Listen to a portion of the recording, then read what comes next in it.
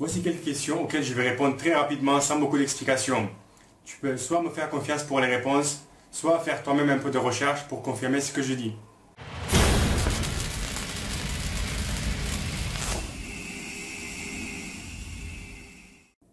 Voici la première question. Quels sont les aliments à éviter pendant une sèche? Aucun aliment ne fait grossir, c'est le nombre de calories qui compte. Faut-il faire du cardio avant ou après la séance de musculation? Ça dépend, mais dans 99% des cas, c'est musculation, abdos, puis cardio. Peut-on avoir des résultats sans compléments alimentaires? Oui, ce sont des compléments alimentaires, des compléments. 4 exercices pour les pecs 3 fois par semaine est-il considéré beaucoup? Ça dépend pour qui et quelle intensité tu utilises pour effectuer ces 4 exercices. Est-ce qu'on est obligé d'aller à la salle pour avoir des résultats? Non, tu peux très bien faire la musculation à domicile ou dans un garage si tu as le matériel qu'il faut. C'est mieux de prendre la créatine avant ou après la séance de musculation. Ça n'a aucune importance, tu peux la prendre quand ça t'arrange. Est-il important de prendre la caséine le soir avant de dormir?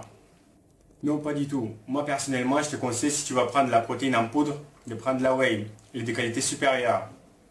Tu consommes de la protéine pour déclencher un processus qui s'appelle la synthèse de protéines. En gros, c'est la construction musculaire. Pour déclencher ce processus, tu as besoin d'un acide aminé qui s'appelle la leucine.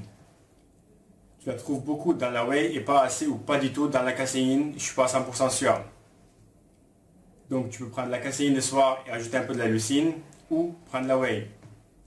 Et si tu as peur qu'au bout de 2 heures le soir, tu n'auras plus d'acide aminé dans ton sang et que tu vas perdre tous tes muscles, tu peux mélanger la whey avec du lait ou avec du fromage blanc. On peut prendre combien de centimètres autour de bras en 3 mois? Ça dépend de la personne, son entraînement, son niveau et sa génétique. Faut-il manger la même quantité les jours qu'on s'entraîne et les jours de repos? Idéalement non. Mais je te conseille de ne pas te prendre la tête avec ça et de manger tous les jours pareil. Et pour la dernière question, comment convaincre mes parents pour acheter de la protéine en poudre? J'ai 16 ans. À 16 ans, tu dois très bien être capable de manger le nombre de protéines qu'il te faut. Mais si tu veux absolument prendre la whey, montre cette vidéo à tes parents.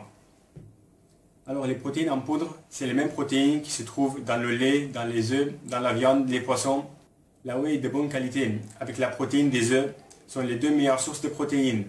Ce ne sont pas des produits dopants ou dangereux. Et en plus de ça, c'est beaucoup moins cher. Merci et à la prochaine vidéo.